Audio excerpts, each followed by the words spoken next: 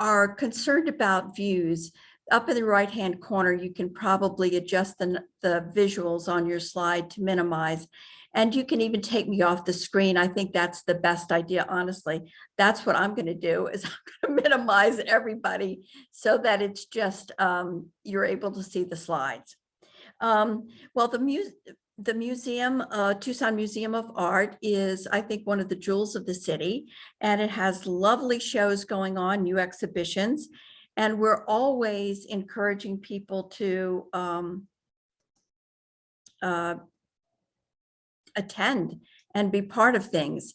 And we also encourage you to become a member. You get unlimited free admissions. You get invited to all the exhibitions and the member-only events. You also get discounts at the museum shop. You get discount rates on programs like summer camp, and you get an opportunity to support the museum, which is a local jewel.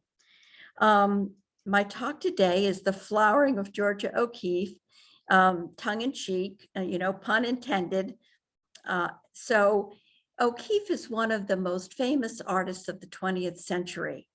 And just so you know, just last year in COVID Europe, they had a show of her, a retrospective of her at the Pompidou, which is a very big deal. So she's not only a 20th century artist, her fame goes well into the 21st century. But for a little intrigue, I want to ask you the question: was a man responsible for her success? We'll talk about that. So Georgia Tonto O'Keeffe was born in 1887. Her father, Francis, was part of an immigrant family of Irish people who he operated a dairy farm very successfully. He had a good sense of humor, and he married the neighbor's daughter, who was highly intelligent, well-schooled, and they had a lovely marriage. He had a good sense of humor. Their marriage is described as a happy one, and it was in Sun Prairie, Wisconsin. Now, I just want to take a little time here and say, what was life like for women in the 1890s? Well, needless to say, their clothes were a little different than ours now. If you married, you gave up your legal and financial independence. If you wanted to vote, you couldn't until 1920. So it would be like she would be 33 years old before she got to vote her first time. Healthcare, there were no antibiotics. It was just barely at the point where hygiene was a consideration during surgery. Education, all you had to do was graduate high school to be a teacher. You didn't have to go to college at all. So communication, was there a telephone? No. Was there a car? Not in everybody's driveway. Still, most people drove wagons and carriages. So she had 6 siblings, 2 brothers and 4 sisters. And by the age of 8, she knew she wanted to be an artist. Now, knowing that she loved art, her mother gave not only Georgia, but her sisters as well, art lessons after school, as well as violin and piano. She loved both the violin and the piano. The violin, though, if she was pushed, she would have taken that instrument and been a soloist artist herself. This particular artwork is one that she did when she was about 16 years old, because most of her artwork was destroyed. She knew she was going to be famous, and she didn't want anybody lauding over her that she did this primitive artwork when she was a child. So she did give this artwork to a friend, and that's why we have it today. She did go and was accepted to the Art Institute of Chicago, the premier art education place in the United States at that time.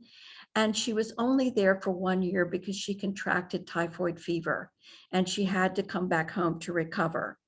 After she did recover, she went to New York for the Art Students League. And this is one of her works that she did while she was in Chicago. Very muted. She did have instructors there who did teach impressionist styles. She won a contest that enabled her to have a scholarship to the Art Students League's outdoor school at Lake George. And this was the winning work of art, the Dead Rabbit Copper Pot.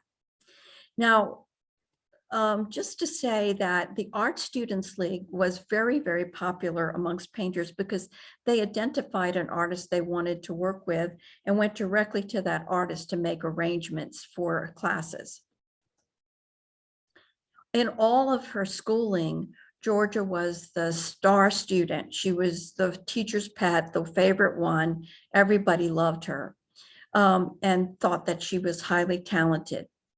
Her family got into some financial difficulty, so she dropped out of school and she went to work as an advertising illustrator in Chicago, sending money home, and she created the little Dutch girl cleanser logo while she was there.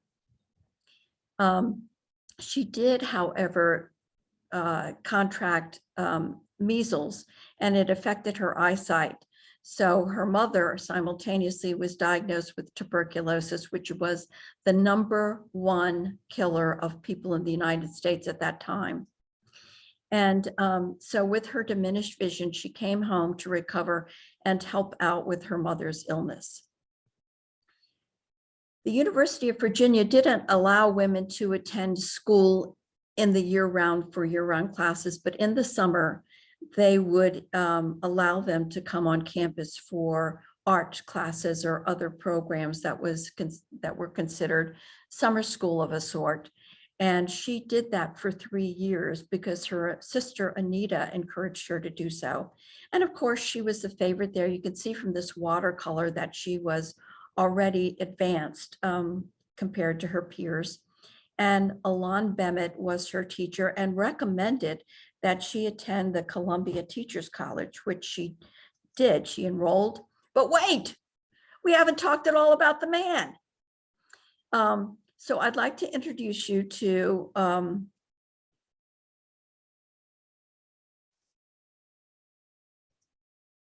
uh-oh, I've messed up. Bear with me, I'll go back. So sorry. It's okay.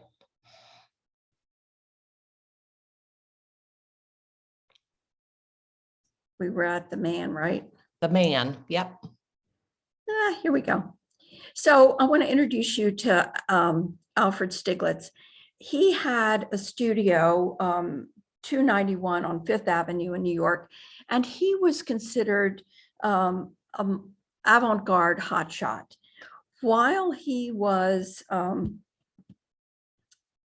at his studio,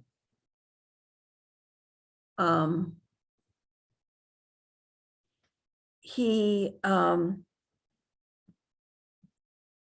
hosted the first shows for Cézanne, Toulouse-Lautrec, Matisse, and Picasso and Rodin in the United States.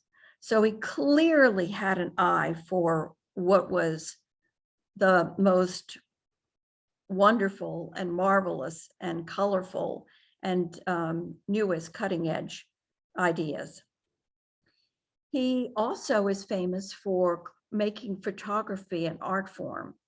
Photography should be judged purely by aesthetic standards, line, tonality, technique, and most important, composition, masses, lights, and darks. So he also coordinated with others to have a photography magazine that again elevated photography to art standards. So back to Georgia O'Keeffe. So meanwhile, she is registered for Columbia University in the fall, and while she's there, she meets Arthur Whittier McMahon. He's a political science instructor, and she is infatuated with him. She takes all the initiative. She invites him to take walks with her, have dinner with her, and he agrees, but never initiates. So while she's at the Columbia University, she does attend the O'Keeffe, she attends Stiglitz's studio, 291, and she sees him, this really extroverted, dynamic man, waxing on about his opinions about Rodin and his sketches, and she wants nothing to do with him. So she leaves without ever introducing herself, sort of low profiles it. So in the fall, she gets a teaching position at Columbia College in South Carolina, and she writes her friend who's still in New York. It's existing, not living, really.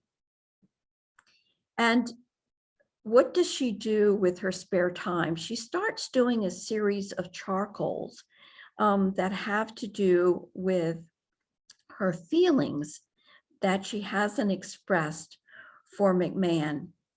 And so she's trying to put on canvas feelings.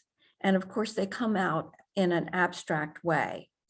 She writes her friend, Annie Pulitzer, who is a photographer herself, an extrovert, and she says to her, Anita, I'm sending you these charcoals.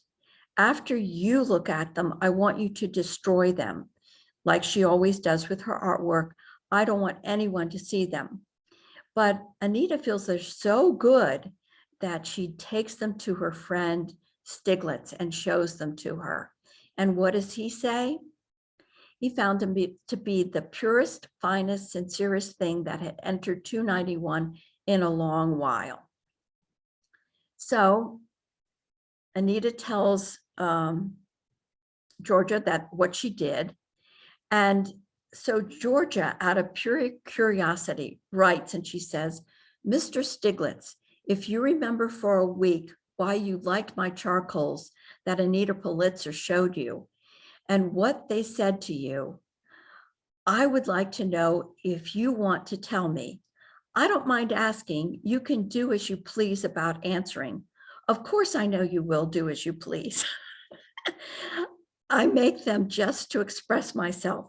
Feelings, things I feel and want to say, haven't words for. You probably know without my saying it that I asked because I wonder if I got over to anyone what I wanted to say. He responds, my dear Miss O'Keeffe, what am I to say? It is impossible for me to put into words what I saw and felt in your drawings. As a matter of fact, I would not make any attempts to do so. I might give you what I received from them if you and I were to meet and talk about life. Possibly then, through such a conversation, I might make you feel what your drawings gave me. Oh. Stiglitz exhibited Georgia with other artists that he championed. He put up one of her works, and he even framed it because he loved it so much he was afraid that the charcoal might get smudged by a viewer. So many viewers, however, were shocked by her drawings. So unfortunately, Georgia's mother does die of tuberculosis, and she starts, like Picasso, a blue period where she's just drawn to paint images in blue.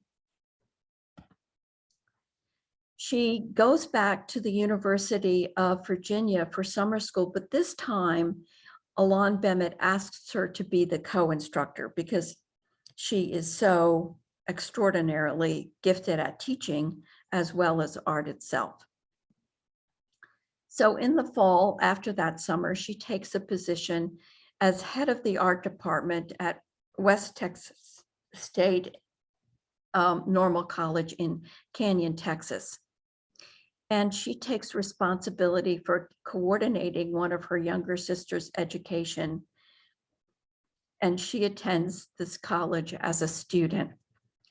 And while they're in Texas, they do a lot of hiking. And I should just comment a little bit on this watercolor part of the nude series that she did. She didn't do many, but I think you can see some blood coming from the face. And for me, this is definitely about her mother and tuberculosis and a little bit of what she experienced. I think O'Keeffe wants to share her experiences via canvas more so than by writing down, even though she was famous for letter writing. So she and her sister hiked through canyon, and you can see by the pastels and watercolors here how vivid the images were for her. And they would take a little rifle or something like that, shoot a bunny and have rabbit stew. They were wild women for their time. At the end of the school year in Texas, O'Keeffe uses all of her savings to go to New York and visit the Stiglitz studio to check on her work and how things are going. Stiglitz gave O'Keeffe a one-woman show, and she did get very good reviews by the critics. But of course, the disclaimer is, in some ways, she's good for a woman. So 1917, what's going on in her life? She has, at the college, found one of the older students to be a wonderful companion on hikes, Ted Reed. She also, while she was in New York, got a chance to say hello to her beloved author McMahon. She met through Stiglitz, a photographer, Paul Strand, and clearly her correspondence with Stiglitz continues, and they have a relationship in which they talk about art and all of its meaning for them. So she says, I always feel like a sort of slave when I'm liking anyone too much. And she was an ambivalent person because all these years she was doing what other women didn't do, and that's be independent, travel around on her own, accept employment, and support herself, and in some instances, members of her family. So for summer vacation, she and her sister Claudia go to Ward, Colorado, and Santa Fe, New Mexico. She starts this watercolor series, Evening Star, which is, of course, Venus. And you can see that she's working in the most primary organic shapes and colors. Unfortunately, O'Keeffe's father died unexpectedly. He fell off a roof. He became a building inspector, and he unfortunately died. So World War I happened, and the impact on Georgia was that she saw her students and her brothers go away to war and often come back wounded. And I think that this bleeding flag is indicative of her feelings around the World War I. 1918, an early winter, Georgia becomes ill with the first wave of influenza, and it was called Spanish flu at the time. And as we know from pandemics, a very serious situation. This was before they had any vaccine options. She became ill, and so she left the college and she went to stay with her friend Lee Harris. After 5 months of slow recovery, Georgia was still weak. But as you can see by her artwork, she's still painting, finding a way to paint feelings. So what happens is a neighbor named Keller comes to the house of her friend Lee Harris at night with a rifle in one arm and a lantern in the other. He does not go to his door. He goes to the window because he wants to see what's going on in there. Since her friend became ill as well, she wasn't out and about as much, but they saw him coming and they met him at that window with Lee holding a rifle toward him and O'Keeffe, Georgia, holding a lantern. So lantern to lantern, rifle to rifle, and they both backed off Nothing happened, but she wrote about the instance to Stiglitz. He panicked and sent Paul Strand to Texas to bring her back to New York on the train. He arranged for her to stay at his niece's studio apartment. She was fragile and spent, and she spent most of her time in bed, and this was what doctors recommended. And you can see here from series 1, again, this work filled with organic shapes and with the colors. You can almost have the tenderness pop off the page. So Stiglitz became her protector. And he says about her, there is complete harmony. I feel she is much finer than I am, straighter too. She's great, really. Stiglitz photographed her in bed, posing her hands. He would tell her how he wanted her to hold her hands, and she would accommodate. So what happens is Stiglitz's wife of 23 years witnessed a photo session with Georgia and asks him to leave the home. He was really, in a way, relieved and happy to do it. It took 6 years for him to get a divorce because the wife was very vindictive about it. And his daughter that they had, Kitty, was quite averse to spending time with her father, feeling that he was an evil person to leave the mother. And so Stiglitz did suffer about that relationship. But the mother, Stiglitz's mother, he was her oldest son and her favorite, and anything he wanted, she wanted to make happen. And because Georgia made him happy, she asked Stiglitz to bring Georgia to Oak Lawn, their estate at Lake George, their summer home, which was fully equipped with staff and cooks and carriage drivers and such. Georgia does go to visit, and while she's there, she spends afternoons with him. After lunch, they take a nap, and after the nap, Stiglitz takes pictures of her and photographs her, telling her that he wants her to pose. She is agreeable because she loves him so much and is trying to help him elevate photography to art.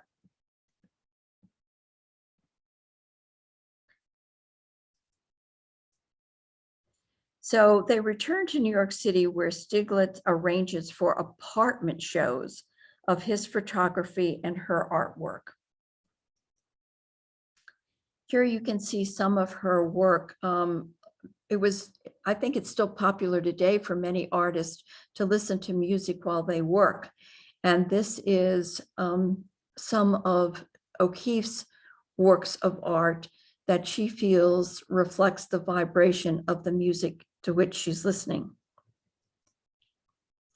So O'Keeffe and Stiglitz find his father dies and leaves his mother a widow. And in order to support her, they want to liquidate assets, and they moved into a smaller house on the property at Lake George, and they sell the larger one.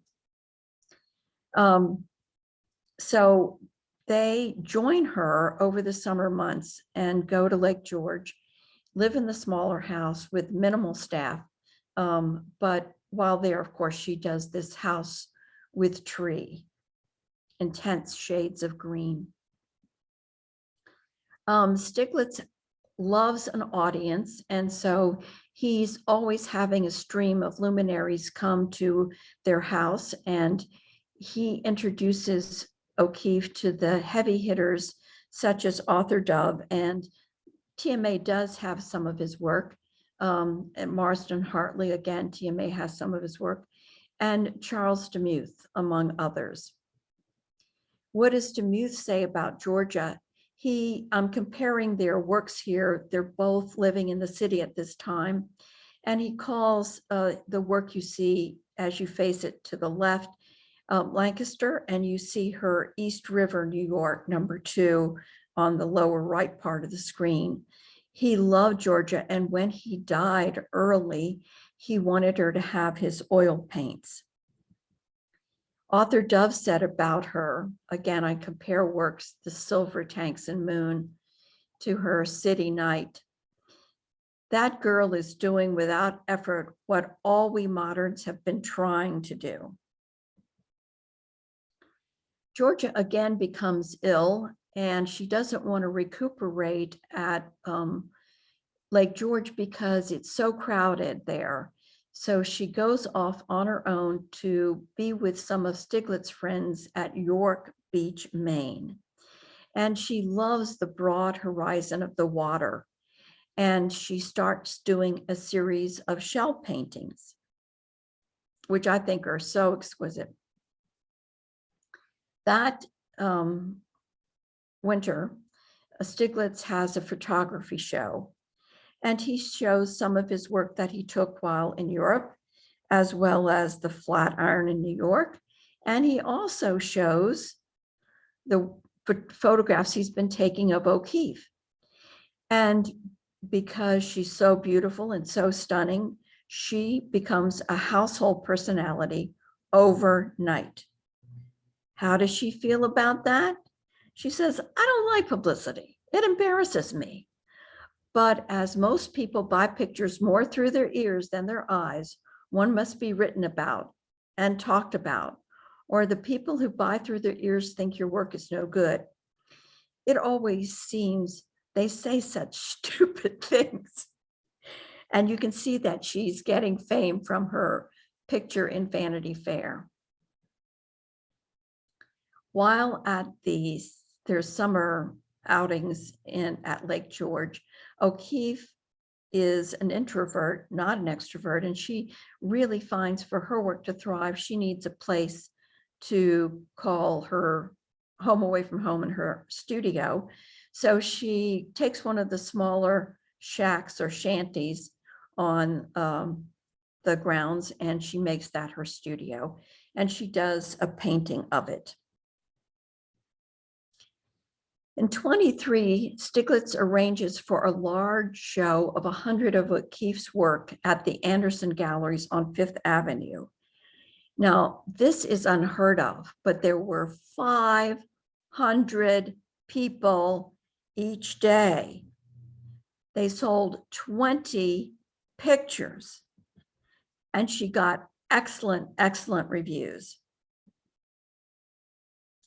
So here you see her Autumn Leaves. Again, this is a work that she did while at Lake George. But she helped Stiglitz organize another exhibit of herself and himself at the Anderson Gallery. And the reviews, again, are very positive. 1924, the divorce finally comes through, and Stiglitz asked O'Keeffe to marry him. They're getting along fine, and she doesn't want to do it. But he argues that the doctor told him that Kitty might accept O'Keeffe as a legitimate person in their lives if they married. She agreed not to have children, even though she wanted them very much, because when Kitty had her first child, she went into a psychotic break and was in the hospital for an extended period. And Stiglitz's sister had also lost her life in childbirth, and he was too afraid of losing Georgia. So she went along with the no child, but she did ask him, and he agreed to keep her last name, even though she was married to him, which was something completely unheard of in that time. Now, she starts painting flowers in 25, and she magnified the flowers because she wanted us to look at them and give them more attention. So this particular work, Red Cana, is at our beloved University of Arizona Museum of Art, And TMA has borrowed it for exhibits, the most recent of which is Southwest Rising. But we so appreciate the range of the artwork at the University of Arizona and value them highly. She paints other flower, sometimes so close up that it looks like an abstraction. And what does her biographer say about these flowers? Ironically, O'Keeffe's choice of flowers as subject matter resulted in her entanglement in both a patriarchal myth of the 19th century and the flamboyant Freudian associations of the 20th. Neither connection was intentional. O'Keeffe's choice of subject matter was entirely personal. It was because she saw beauty and she was trying to share it. So in the 19th century, flowers represented purity, and in the 20th, sexuality. So what did the art critics say? The lilies were having orgasms in the vase on the mantelpiece. Inside the petals were stiffening white fringes, like the entrance to a vagina. All the time, they gave off a heavy, sweet odor. And of course, it's a white male. The next critic. Yesterday, O'Keeffe's exhibition opened. The show is strong. One long, loud blast of sex. Sex in youth, sex in adolescence, sex in maturity, sex as gaudy as 10 nights in a whorehouse, and sex as pure as the vigils of the Vestal Virgins. Sex bulging, sex tumescent, sex deflating. But what does O'Keeffe say? She says, when you took time to really notice my flowers, you hung all your own associations with flowers on my flowers. And you write about my flowers as if I think and see what you think and see of the flowers, and I don't. So Stiglitz decides to take a room in the Anderson Gallery, room 303, and he does his gallery shows in that room, always consistently featuring O'Keeffe. So Stiglitz held Georgia's first show in room 303, and she sold 6 paintings for $17,000. And that would be around $300,000 by today's standards. So clearly she's making enough money to be able to support herself and honestly him while in New York. She decided to go to York Beach again to get away from the city, and she does more shells. White on white, beautiful organic lines, beautiful organic shapes. Now, Georgia found a lump in her breast. It was very, very concerning to her. And she had a lumpectomy. And it turned out that she was fine, but it did take her a while to recover. And I selected this Black abstraction because I really believe it was her feelings about her lump. So Stiglitz was very concerned about her health and well-being. And he had a show going on in which he had her flowers exhibited. And he never put prices on his gallery works. But a Texan came up to him and said, how much for the calla lilies? And he picked an amount that he thought was too high and that nobody would pay, $25,000. And the guy wrote the check there, here and there. But Stiglitz was attached to her artwork. And so he would write notes like this one. I don't know your circumstances, but I do know you are about to be entrusted with one of the greatest works of art of our time, and you are assuming a great responsibility. He would often ask people who purchased her work to not sell it in their lifetime, so he could keep a record of where everything was. Now, Georgia was longing to visit with family members in Wisconsin. And so she invited Stiglitz to go with her, but he declined because he didn't like to vary his routine. He was a man of habit and he didn't like going on a train. So she went to Wisconsin and with her sister Catherine painted a series of barns. Both her sister Ida and her sister Catherine were accomplished artists, as well as O'Keeffe. In 29, Dorothy Norman, a young wife of Edward Norman, the Sears heir, Sears and Roebuck heir, volunteered at room 303. She was 41 years younger than Stiglitz, and she said that she wanted to learn about art. There was an emotional affair going on, at least, and O'Keeffe didn't want to confront that exchange that Norman and Stiglitz were having at 303. So instead, she accepts an invitation to travel to Taos to the ranch of socialite Mabel Dodge Lewin. And she takes Beck Strand, Paul Strand's wife, and they spend the summer in New Mexico. They start off in Santa Fe, but decide that they're going to go over to explore a car dealership. And Georgia ends up buying a car and Beck teaches her to drive, or excuse me, a Ford truck. And she drives after that point. She even drives in New York City. So she goes over to Maple and Tony Lewin's place at Taos, and they have other guests such as Ansel Adams. He's a famous photographer that we know about here in Tucson because of the photography center over at the University of Arizona. Willa Cather, Frida and D.H. Lawrence, Thornton Wilder.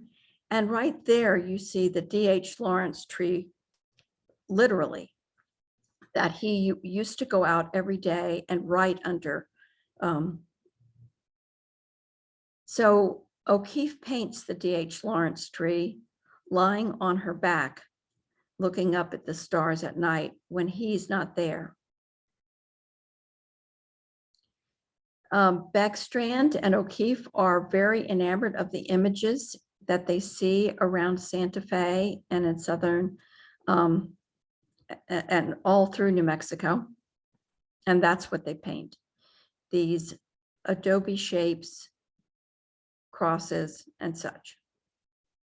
She comes back home to Lake George. She's really thrilled and she paints pink abstraction, which you can now see in the Phoenix Museum of Art. And she loves Stiglitz so much and he loves her so much that they have a lovely reunion at Lake George and spend almost a month there. When they're away, they write each other letters 2 and 3 times a day. They have over 25,000 of their letters to each other. So October 29, 1929 was the beginning of the Great Depression. And so art galleries and things like that are a bit at risk. But because of the Beck and Paul Strand and the Normans, they back Stiglitz in opening an American Place on Madison Avenue. And also that same year, the Museum of Modern Art in New York opens in New York. The next spring, we have O'Keeffe painting Jack in the Pulpits, and I think that you can see how stunning these vivid, deep colors are.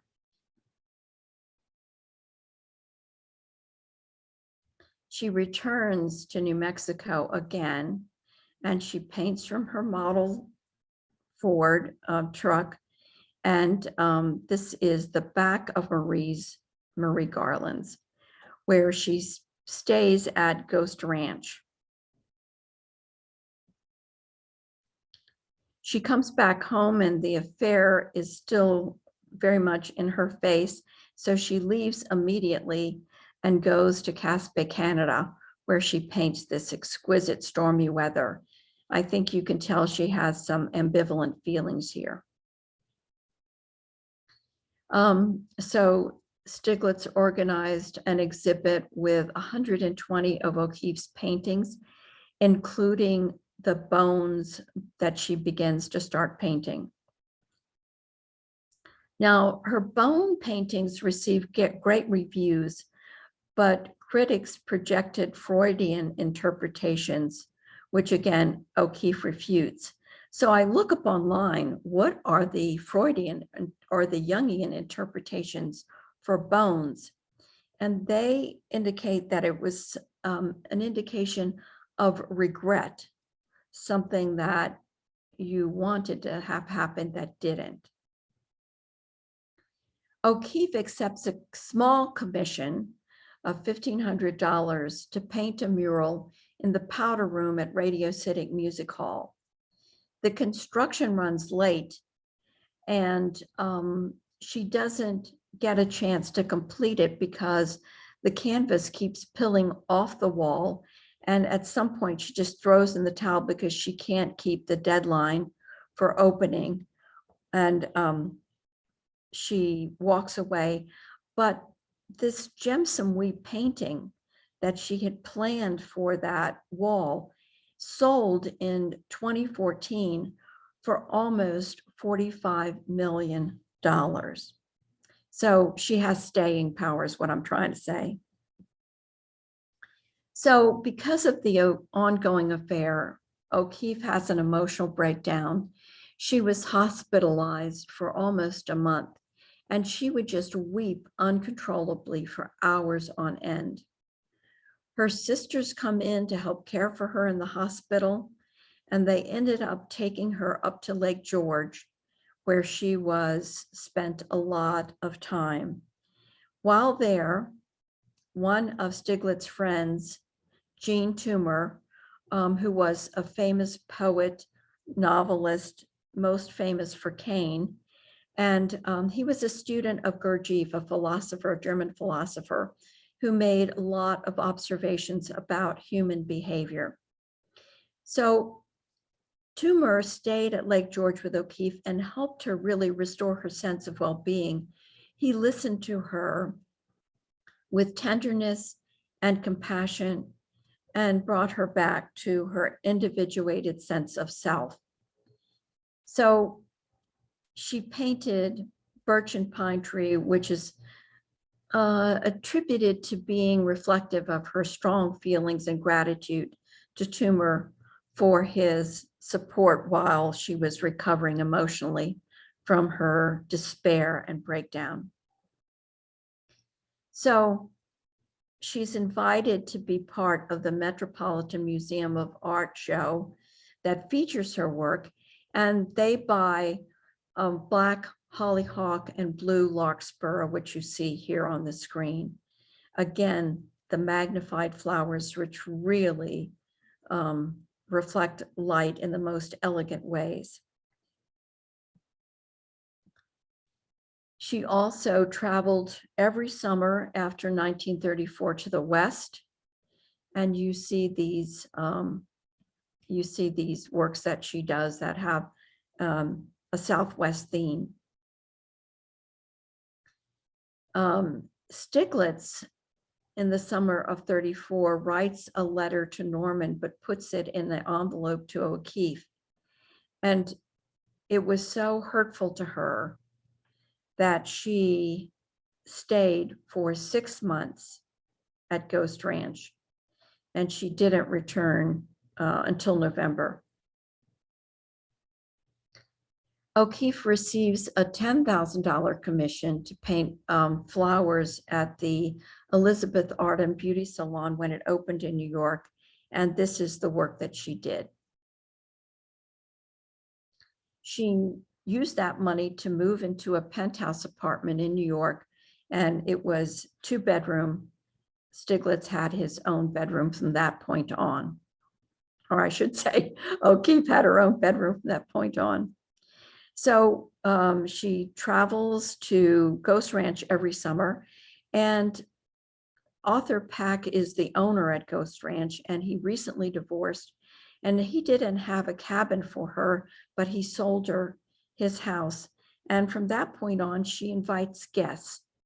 And you can see what she does on her summer days, painting in an ethereal way. My backyard. And as time progresses, she has visitors, one of whom is Ansel Adams, and they agree to go on a backpacking trip for 17 days in Yosemite.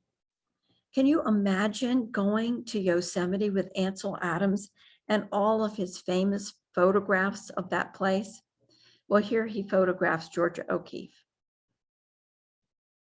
Now, just recently, I think O'Keeffe, this just in 2021, Lisa Volpe edited a book of O'Keeffe's photographs. I think between Stiglitz and Ansel Adams, she learned a thing or two about photography. And so that is a most recent publication about her, if you have any interest. Throughout the 40s, O'Keeffe had successful annual shows at an American place, and you can see by this exquisite orchid that she is still captivated by flowers. In 42, she got an honorary degree from the University of Wisconsin. 43, she has a retrospective at the Art Institute of Chicago, and they buy Parsifal Cross. She has in 46 a retrospective at MoMA. It was their first major exhibit for a woman. Wasn't that generous of them? She starts a series of pelvic images. And in these images, there's really no middle ground.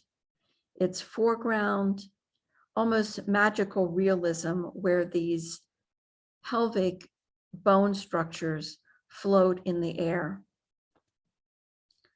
In the summer of 46, she has sculptor Mary Callery visit her, and Georgia O'Keeffe does a sculpture called Abstraction. It was cast, I think, 3 times, one in this dark bronze color. Also in 46, Alfred Stiglitz dies at the age of 82. O'Keeffe was 59, and she went to be with him and sit by his side. So it was either Dorothy Norman or Georgia O'Keeffe sitting by his side as he is hospitalized for a stroke. And she paints the blackbird with snow-covered red hills. It took O'Keeffe 3 years to sort through Stiglitz's estate because people would pay him commissions with their own artwork. He had tons of his own photographs and that had to be managed, and the work he had in his studio at the time of his death. So Georgia also has a second home in Abigail that she purchases for $1 from the Catholic Church and has completely gutted and renovated. She kept her house at Ghost Ranch for visitors. She keeps things very simple: table, bed, light. But at her second house at Abigail, she begins to paint some architectural features of her home, in the patio. So the last work of an American place is in the 50s. And after that, O'Keeffe's works are sold only at the Edith Alpern studio in downtown New York. So what happens? O'Keeffe decides that she wants to take a road trip and meet Diego Rivera and Frida Kahlo. And so she goes to the Yucatan and spends 2 or 3 days with them. She also travels to France and Spain. She loves Spain, the Prada Gallery and such. She also travels to Japan, and you can see that she's starting to paint images as if she's looking out of a plane and what does the landscape look like. So she's in the 14 American Masters show at the Metropolitan. I think they featured 44 of her works of art. And you can see that she's, again, doing images from the sky. I don't know if you can hear it, but I have a crew of landscapers outside making a bunch of noise. And I'm so sorry. I hope you can't hear it. So she travels back to Japan in 1960, and you can see the calligraphy influence in this work of art, Road in Winter. The 70s, she has a show at the Whitney Museum of Art. She begins to lose her vision due to age-related macular degeneration, and she has challenges with her sight. In 77, she received the Medal of Freedom from President Gerald Ford, and you can see she's featured here in Vogue magazine. So her fame continues. She meets a young man who is a sculptor and a potter named John Bruce Hamilton, lovingly called Juan Hamilton, and he becomes her companion. She's 58 years older than he is, and while he works for O'Keeffe, he lives very well, buys them a Mercedes-Benz or two so he can drive her around from place to place. And many of her friends think that he is up to no good, but he really did enable her to do all the trips that she wanted to do and continue to work on her art with his assistants. Now, our chief curator, Julie Sasse, worked with Elaine Orwich in the Santa Fe galleries, and they sold 12 O'Keeffe works, 2 of which you see here. She wrote a book called Southwest Rising, in which she shares an amazing anecdotal story about what they did to get Juan Hamilton to sign on so that they could sell Georgia O'Keeffe works. So I think you'll find that story amusing if you choose to buy the book. So Ronald Reagan gives her an award for the National Medal of Arts. And in 86, at the age of 98, she dies in Santa Fe. The O'Keeffes will contest her will because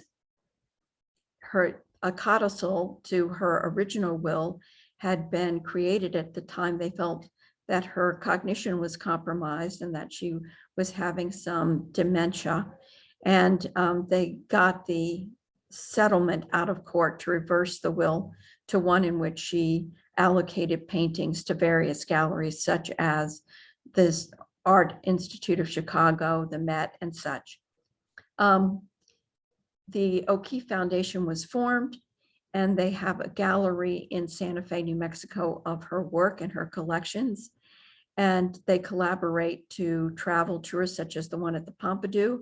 I strongly recommend that you get reservations because it's often sold out. So what have we learned about O'Keeffe? Was a man responsible for her success and her work alone? Hardly.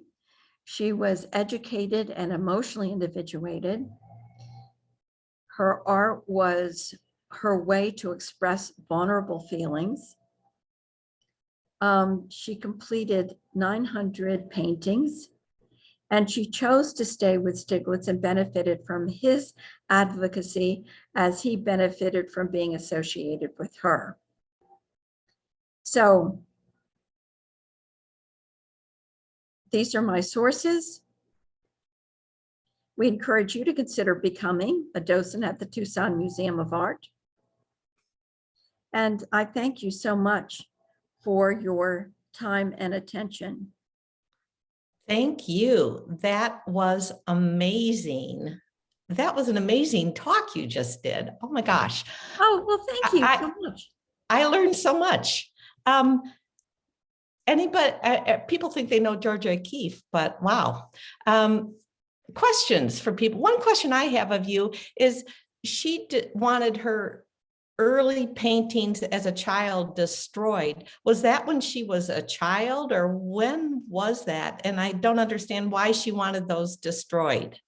Well, from age 8, I think that she was her own art critic. And she didn't want anybody to shame her by showing some sort of primitive crayon work or watercolor that she did, that she might have felt had a mistake or wasn't perfect, or maybe, the teacher told her something that she could have done to improve it. But her peers in art classes always ask her if she would please give them the work that she did, but she wouldn't. Huh. That's surprising, I think. Anybody else have questions or comments? Speak up, unmute, speak up. Anybody? Well, it was a wonderful presentation, as was her previous one. I really did know a lot about Georgia O'Keeffe, and I still found out lots of things because I don't know, she's always fascinated me. I've even, when I was painting, even tried to paint a la Georgia O'Keeffe, and of course sucked the big one, but I was able, I copied her flowers. I did a lot of things. I've always admired her, and this was a wonderful presentation. Thank you. I totally agree with you. Yeah, what an independent woman, she didn't need no man. I don't think. Anybody else? I love it. Diane, I'm here. I just Diane, wanted to say, okay. back in college, I did a paper on Georgia O'Keeffe about, I think the title was "I'll Do As I Damn Well Please," and I didn't have any of that history that you just presented us. I just had like more of the newer history and when she was with that young man. And your talk was awesome. It was wonderful. It was well presented and researched. Thank you. Right. I want you to know that I did read the biography that, in addition to many other books, that the curators recommended at the foundation. And I did have to talk with them, especially about the sculpture, because it wasn't covered in the book. So it was fun to learn more about her. And as some of you might know, I had to cut. It's so much to tell. So, Yeah. But let me just tell you that the museum at Dallas did do a comparison work between O'Keeffe and Ida Tenick, which is the name her sister used. And her sister Ida was amazingly talented artist as well. Interesting. Okay, thank you. Diana, did you have anything to ask? Oh, I was just going to say thank you. And there's so many insights. When you see Georgia O'Keeffe's work, you see her in one format, kind of, and as one particular piece of our artistic history. But to get the personal is always really interesting for me with artists, because it informs what they're doing always. I just can't help it. So thank you. I thought it was a great talk. I got in late, but I'm glad to have been here. Yeah, it was fun. Thanks. Thank you. Anybody else? Kathy, did you have, Krista, speak up. I just wanted to say that those of us who live in Tucson are so fortunate that New Mexico and her various venues there and inspirations are so close by. And when when you look at those, I don't know what those little puffy plants are that really have become sort of iconic of that area of New Mexico. We are so fortunate to have it so very close. And the gallery that is in the square there in Santa Fe is it is just a very, very wonderful place. And if you ever get a chance to do that, you should make the trip. Thank you. Or go to the Pompidou in France. Good, that's good. Okay, bye-bye. Bye. Bye, Diana. Anybody else have anything to say? Great presentation. Thank you very much. You're very you. welcome. You're a wonderful audience. Thank you. Oh, we Bye-bye. loved it. We loved it. You just gave this talk on Ollie, correct? Well, it was an 1.5-hour talk at Ollie back in October. Okay. But yeah, it was a little different. Okay, well, we heard it was great. So thank you for sharing with PaperWorks. I hope you can do another one. It was well-researched and pretty amazing. So thank you so much. Thanks so much. Bye-bye. Bye. So everybody, we'll see you all next month and hope to see you tomorrow at Collage Day and in a couple of weeks at our 20th year reunion. So read your e-news, read the webpage. We'll see you Thanks. Bye. soon. Thank you. Bye-bye. Bye. Made it through okay. Yay. Yay. Thanks. Okay.